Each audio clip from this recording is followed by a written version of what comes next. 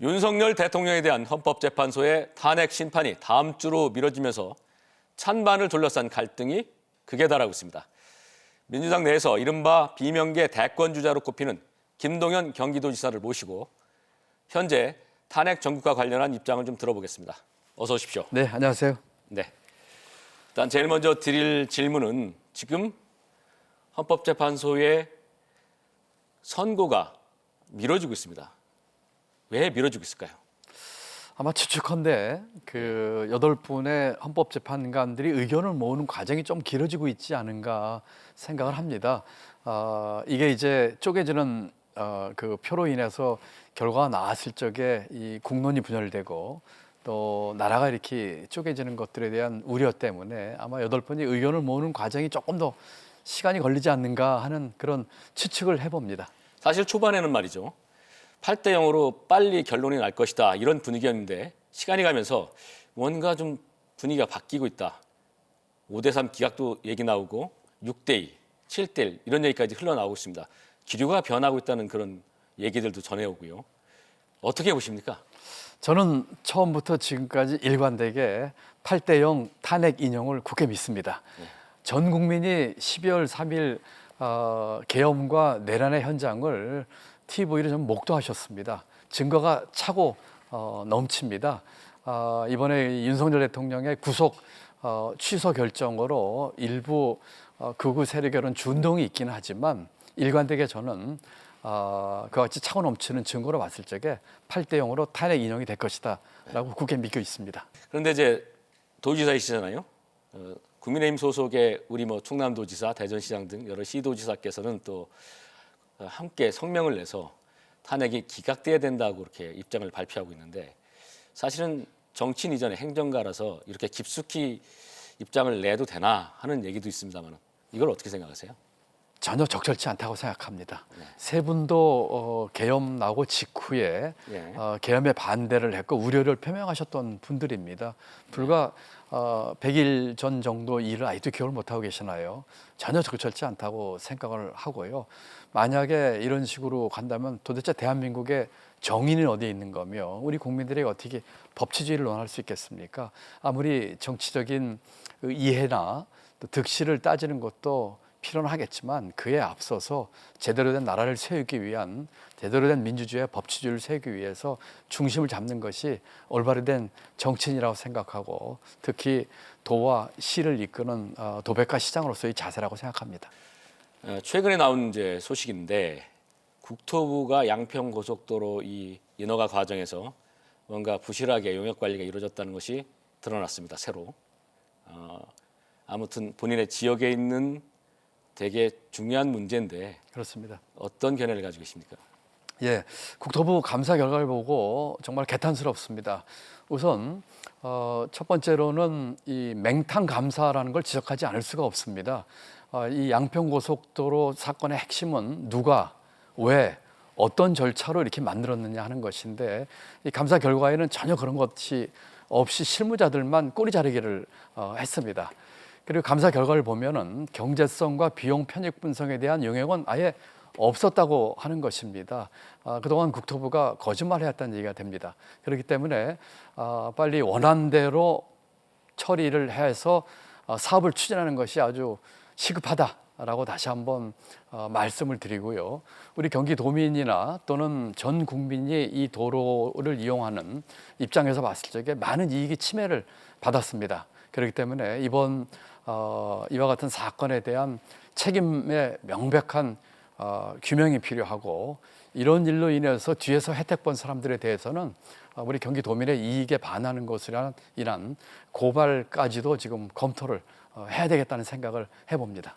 그 김건희 여사 일가 혹은 김건희 여사 본인이 여기에 깊이 개입했다 이렇게 확신하십니까? 제가 그 현장도 갔었습니다. 지사로서. 제가 그 여러 가지의 이제까지의 정황이나 또는 나와 있는 증거를 봤을 적에 그 정도의 개입이 있지 않고서는 국토부에서 어느 날 갑자기 이 고속도로의 노선을 변경을 한다든지 하는 일은 하지 못했을 것이다라고 추측을 합니다. 이번 감사에서도 그게 나오지 않았기 때문에 그동안 얘기됐던 뭐 특검이라든지 또는 여러 가지 수사를 통해서 명명백백하게 사건의 진상을 밝혀내야 되고 거기에 따른 처벌이 뒤따라야 한다고 저는 믿습니다. 그 경제 문제 좀 더 들어가 볼게요. 이재명 대표가 주장하는 전 국민 25만 원 지급 찬성하십니까? 찬성하지 않습니다. 저는 늘 이 민생 회복 지원금을 주는 거는 필요하지만 전 국민에게 나눠주는 것은 아니다라고 생각하고 있습니다. 더 어렵고 힘든 계층에 두텁고 촘촘하게 지원하는 것이 맞다고 생각합니다. 왜냐하면 그렇게 함으로써 이 소비 진작 효과가 훨씬 크고요. 물가에 미치는 영향도 적습니다. 그렇기 때문에 전 국민에게 나눠주는 것은 아니지만 민생회복 지원금은 줘야 되겠고 어렵고 힘든 계층에 더 두텁고 촘촘한 지원이 가도록 해야 되겠다라고 주장합니다. 근데 민주당은 지도부를 비롯해서 시정일관 25만 원 지급에 대해서 국회에서도 계속 압박하고 어떻게든 관철시키려고 하는데 거기에 반하는 지금 말씀 아닙니까? 제가 그 민생회복지원금은 주되 그 어려운 계층에 두텁고 촘촘하게 하자는 주장을 하고 나서 이재명 대표도 받을 용의가 있다는 얘기를 했었고 민주당도 그런 움직임이 있는 걸로 알고 있습니다. 지금은 그런 문제를 가지고 다툴 게 아니고 빨리 민생회복지원금을 촘촘하게 주는 것 그리고 추경 편성을 통해서 하나도 빨리 이 경기 회복과 민생 살리는 게 가는 게 중요합니다. 시간이 가면 돈이 더 들 겁니다. 그런데 이제 이재명 대표는 요즘 우클릭을 많이 해요. 경제 정책을. 노동시장의 유연성도 얘기하고 또 증여세 이런 것도 좀 유연하게 좀 해주자 얘기하는데 그 문제에 대해서는 어떻게 같은 의견이십니까? 민주당이 추구하는 가치가 있습니다. 사람 사는 세상을 만들기 위한 포용과 혁신의 가치가 있는데 우리 민주당이 갖고 있는 그런 가치와 철학을 바꾸거나 흔들려서는 안 될 것입니다. 그 중심 하에서 보다 실용적이고 또 보다 현실적인 대안을 이렇게 접목하는 것은 좋겠지만 그거 자체가 바뀌는 근본이 바뀌는 것은 아니다 하는 측면에서 그렇다면은 이재명 대표의 지금 그런 주장들 발표들은 반대하는 거네요. 우리가 추구하는 그 민주당이 추구하는 제대로 된 그 진보의 가치에 대해서는 중심을 분명히 잡아달라 이런 얘기를 하는 것이죠.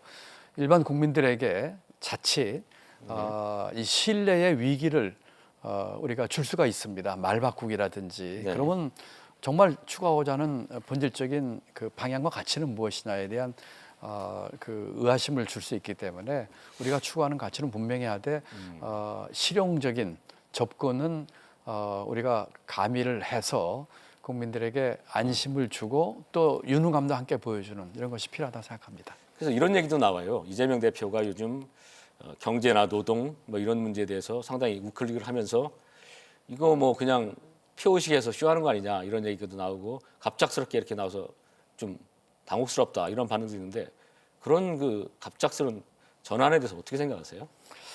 표를 얻기 위해서 그 한다고 하는 그 실용적인 접근 측면에서는 이해가 되는 측면도 있지만 궁극적으로는 그것이 근본적인 표인데 저는 도움이 된다기보다는 말 바꾸기에 비판을 받을 가능성이 크다고 생각을 합니다. 중심은 분명히 잡고 대신에 실용적이고 현실적인 접근에 대해서는 보다 신축성 있게 접근하는 중심을 분명히 보여줘야 됩니다.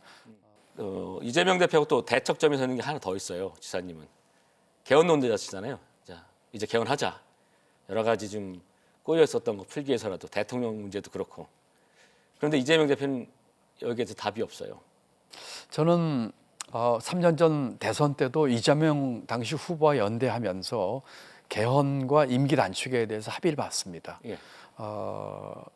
그 약속을 지키라고 지난번에 만나서도 얘기를 했었고요. 네. 저는 이 87년 체제는 이제 종식된다고 생각합니다. 예. 우리가 어렸을 때 입은 옷을 아직도 성인이 돼서도 입고 있습니다. 그 당시 국민소득 3,300불이었었고 지금 36,000불입니다. 예, 예. 11배나 늘어났거든요. 그리고 87 체제에 이제 공도 있지만 승자 독식 구조라든지 이 강고한 양당 구조로 인한 여러 가지 정치적 불확실성 또는 적대적 공생 관계로 빚어지는 문제가 너무 큽니다. 그리고 그 폐해단의 절정이 이번 윤석열 대통령의 불법 계엄으로 나타났습니다. 그렇기 때문에 제7공화국의 문을 열어야 된다. 그리고 그걸 위해서는 개헌을 해야 되겠다. 그런데 이제 중요한 게 이재명 대표님하고 이제 합의를 봤는데 이 대표님은 지금 거기에 대해서 묵묵부답이고 또 대선을 생각해서 그런지 별로 관심을 두지 않고 있습니다. 그렇다면 지사님께서는 이 부분에서 어떻게 그 얘기를 하실 겁니까? 저는 뭐 계속 강력하게 이야기를 하고 있고요. 그리고 지금 상황에서는 대선에서 누가 이웃지기에 앞서서 대한민국이 어떻게 가야 하는 길에 대한 그 입장과 의사결정이 중요합니다. 지금의 대한민국이 앞으로 어떻게 돼야 되겠습니까? 내가 선거에서 유리하고 불리하고 하는 따지기 이전에 지금의 대한민국은 지금의 정치 체제로는 더 이상 한 발짝도 나가기 어려운 것이거든요. 그런 측면에서 보면 이재명 대표가 약속을 지키지 않고 지금 이렇게 계속해서 개헌을 수용하지 않고 대선으로 바로 가려고 한다면 어떻게 하실 겁니까? 아마 이 대표께서도 개헌 문제에 대해서 계속 침묵하고 이렇게 남을 나라 가지기는 어려울 겁니다. 여러 가지 그 상황을 놓고 볼 적에 입장 변화가 있을 거라고 믿고 있고요. 또 그런 변화를 위해서 네. 지금 뭐 이재명이 되느냐 김동연이 되느냐가 문제가 아니고 대한민국이 제대로 서고 경제 재건하기 위해서 어떤 길로 가야 하는 측면에서 해야 되는 것이죠. 죽으려고 맘먹으면 사는 거고 살려고 맘먹으면 죽는 법입니다. 대한민국을 위해서 죽는 길로 가도 대한민국 살리고 본인도 살 수가 있다고 저는 생각을 합니다. 역으로 얘기한다면 결과가 기각으로 나왔습니다. 그러면 민주당과 지사님은 국민통합 어떻게 협조하실 겁니까? 아까도 누차 말씀을 드렸지만 저는 뭐 기각이 나올 거라고는 추호도 생각을 하고 있지는 않습니다. 12월 3일 또 그 이후에 온 국민이 TV로 8시 9시 뉴스 보듯이 그 현장을 목도를 했습니다. 무장한 군인들이 국회에 난입을 했습니다. 그래서 체포를 하도록 했고 하는 것을 보면서 그냥 일반 국민 상식적으로 봐도 그렇고 또 이와 같은 불법 계엄을 우리가 제대로 응징하지 않는다면 제대로 된 대한민국이 만들어지지 못할 것입니다. 그렇기 때문에 제대로 된 통합을 이루기 위해서는 이와 같은 불법 계엄과 내란에 대한 분명한 정리 그리고 확실한 정권 교체 그리고 그 정권 교체는 압도적인 정권 교체를 통해서 그렇지만 그것도 특정 민주당 혼자만으로는 안 되기 때문에 탄핵과 내란 종식에 함께하고 또 비교적 다양한 가치를 가진 민주 세력, 양심 세력이 함께하는 그런 공동 정부를 통해서 통합을 이루는 길로 갔으면 하는 생각입니다. 아까 한 얘기를 계속 하신 거고 네네. 제 얘기는 어느 쪽이든 승복해야 되니까 기각이 나왔을 경우에는 민주당과 지사님은 어떤 자세로 승복을 하고 국민 통합을 이뤄야 될까 이것도 한번 우리가 들어는 봐야 됩니다. 저는 이제 우리 앵커께서 기각이라고 하는 가정을 하셨기 때문에 질문을 하시는데 저는 기각이 될 거라고 전혀 생각하지 않습니다. 그리고 그 기각이 될 거라는 전자해에 대한 답은 갖고 있지 않습니다. 이것은 8대0 또는 거기에 가깝게 탄핵 인용이 날 것입니다. 그런데 국민들이 궁금해하는 것은 어떤 결과든 민주당은 어떤 자세를 가지고 있을까 그걸 듣고 싶어한단 말이죠. 뭐 여러분 여쭤봐도 같은 답인데 이 상황에서 지금 탄핵이 기각이 된다고 하는 것은 대한민국이 지금 망조로 가는 겁니다. 그렇기 때문에 저는 분명히 탄핵이 인용될 것이라고 믿고 있습니다. 그건 신념을 떠나서 어떤 결과가 났을 때 민주당은 어떤 유연성을 가지고 이 부분에서 어떻게 접근할까 하는 것도 국민들은 궁금해할 겁니다. 그래서 짧게라도 저 거기에 답이 없습니다. 그렇게 믿지 않습니다. 절대 답하고 싶지 않습니다. 그렇지 않습니다. 저는 1%도 안 믿습니다. 그리고 지금 제 입장에서 기각이 되면 이렇게 하겠노라는 얘기하는 거는 전혀 맞지도 않습니다. 알겠습니다. 네. 되게 좀 짓궂은 질문입니다만 이재명 대표가 경선에 올라옵니다. 지사님도 올라오시고 이길 수 있습니까? 경선에서 이재명 대표를. 지금 그 자꾸 이제 경선 얘기를 하고 하시고 그러신데 말씀드린 것처럼 경선이 중요한 것이 아니고 지금은 탄핵의 완성이 중요합니다. 우선은 힘을 합쳐야 되고 지금 그 뒤에 경선 얘기를 하는 거는 이 탄핵 전열에 별로 도움이 안 되는 것 같습니다. 일단은 이재명이든 김동영이든 김부겸이든 뭐 김경순 함께 힘을 합쳐서 내란 종식과 이 정치적 불확실성을 제거하는 것이 가장 급합니다. 경제 얘기를 하셨는데 아까도 말씀드렸다시피 우리 경제의 그 새로운 도약을 위한 첫 번째가 이 정치적 불확실성의 제거입니다. 저는 좀 계속해서 여쭤봐야 되겠네요. 민주당에서 대선 후보는 왜 김동연에 하는지 이런 정도 얘기는 해줄 수 있죠? 예, 저는 지금 시대의 화두, 시대 정신을 두 가지로 봅니다. 하나는 경제고 하나는 통합입니다. 경제는 우리 대한민국의 미래 먹거리와 우리 국민이 먹고 사는 문제를 해결하는 것입니다. 통합은 쪼개진 나라를 또 쪼개진 국민을 함께 끌어안고 같이 화합하고 통합하는 것이지요. 저는 지금 경기지사로 있습니다만 경제부총리까지 하면서 경제 문제에 있어서 수많은 위기 극복의 경험과 국정 운영의 경험이 있기 때문에 이 미래 먹거리 국민들의 먹고 사는 문제에 있어서는 누구보다도 가장 전문성과 경험이 있다고 생각을 하고 있습니다. 통합의 문제에 있어서도 저는 다른 어떤 분들보다도 계층별 또는 저는 또 지역도 충청도 사람이고요. 또 이제까지 살아온 삶의 이력도 그렇고 하기 때문에 이 경제와 통합이라는 시대의 화두에 가장 가까이 있는 지도자 중에 하나가 아닌가 이렇게 믿고 있습니다. 그렇다면 후보가 됐다고 치고 국민의힘에서 여러 후보들이 있습니다. 김문수, 그다음에 뭐 오세훈, 홍준표, 한동훈. 이 중에서 누가 가장 상대하기 어려울 것 같습니까? 한 명도 없습니다. 한 명도 없습니다. 다 손쉽다는 얘기입니다. 네, 그렇습니다. 왜냐하면 이건 뭐 개개인의 뭐 역량의 문제를 떠나서 지금 이 대한민국의 이 상황에서 내란과 계엄에 주동을 한 대통령을 배출한 당에서 나온 후보입니다. 어떤 후보가 나와도 민주당 후보에게 이길 수 없습니다. 그리고 역사의 흐름이나 또 국민들께서도 분명히 판단을 하셔서 할 거라고 합니다. 개개인으로 보면 뭐 장단점이 있으시겠죠. 저는 어떤 분이 나와도 저를 비롯해서 민주당 후보가 이길 거라고 확신하고 있습니다.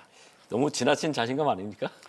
아닙니다. 그렇게 솔직하게 생각을 하고 있습니다. 지금의 대한민국 역사의 흐름상 만약에 지금 내란과 이 계엄을 한 대통령의 탄핵 기각을 주장하고 내란을 옹호하고 내란의 부약자 역할을 하는 그런 정당에서 나온 후보가 대통령이 된다? 이 세계적인 웃음거리입니다. 알겠습니다. 마지막 질문을 좀 드리겠습니다. 충청권은 항상 대선, 총선, 지방선거 때마다 전국의 캐스팅 보드다 이렇게 하면서 귀하게 여김을 받는데 선거 때만 그렇습니다. 선거 끝나면 항상 영남, 호남이 주요 대규모 사업들을 다 따가고 충청권은 항상 되는 게 없습니다. 왜 그렇다고 보시는지 혹은 또 앞으로 이걸 어떻게 극복해야 될지 말씀해 주시죠. 소위 그 충청 대망론을 저는 어느 정도 믿습니다. 저도 충청의 아들입니다. 저는 충북이 고향이고 또 제천은 충남이 고향입니다. 우리 충청이 그동안에 역사의 흐름 속에서 나라가 어려울 때마다 나라를 구하는 애국 지사로서의 결기를 보여줬었고 또 민심의 바로미터입니다. 그렇기 때문에 이번 탄핵 국면에 있어서 우리 충청의 민심이 분명한 역할을 적극적으로 해주시기를 기대하고 있습니다. 그리고 새로 오는 정부는 충청 대망론에 맞춰서 충청의 발전까지도 비전과 구체적인 실천 방안까지 갖고 있는 그런 후보, 그런 정치인이 앞으로 되고 또 그것을 실천에 옮기도록 힘을 받도록 우리 충청에 계신 충청인들께서 힘을 보태 주시는 것이 필요하다고 생각하고 또 그런 후보들은 혼신의 힘을 다해서 그와 같은 자신의 약속을 지키는데 몸을 던져야 한다 이렇게 생각을 하고 있습니다. 네, 알겠습니다. TJB는 대한민국의 주요 정치자들과 함께 전국 현안에 대해서 말씀을 나누는 시간을 마련했는데요. 오늘은 두 번째로 김동연 경기도지사와 함께했습니다. 고맙습니다. 네, 감사합니다. TJB는 최근 대권 후보로 거론되는 여권과 야권의 정치 지도자를 모시고 전국에 대한 견해를 듣는 시간을 진행 중입니다. 개혁신당 이준석 의원에 이어 오늘은 김동연 경기도지사와 함께 대담을 나눴고 저희는 공격적인 질문을 통해 다양한 답변을 이끌어내 시청자 여러분의 판단을 도우려했습니다. 다음 주에도 유승민 전 의원 등 거물급 정치인과 대담을 이어나가겠습니다. 뉴스를 통해 보내드린 대담은 시간적 제약으로 편집을 한 축약본이고 확장된 버전과 함께 주제별로는 쇼트로 제작해 유튜브로 송출되는데요. 유튜브에서 TJB 뉴스를 검색해 시청하시면 됩니다. 이상으로 뉴스를 마치겠습니다. 함께해 주신 여러분 고맙습니다.